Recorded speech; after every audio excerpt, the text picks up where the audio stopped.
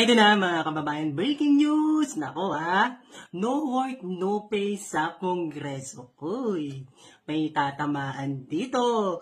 Yung tatba isa. Dahil, at yung isang nilulumot na kagubatan. Mga kababayan, ito na.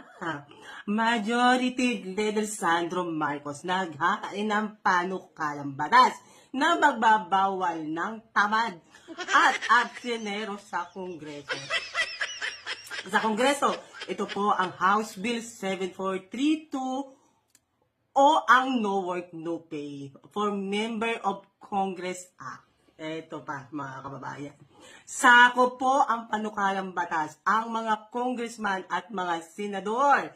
Tama nga naman kung ang ordinaryong manggagawa Pilipino ay nababawasan ang sahod kapag absent, dapat ang mga lingkod bayan rin. Diba? Dapat patas.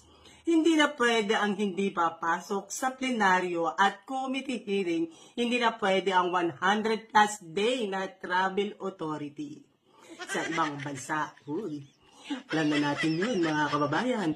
Hindi na pwede ang awol o hindi alam kung nasaan. O, isa pa yun. Alam din natin kung nasaan siya. Nagtatago at nilulumot.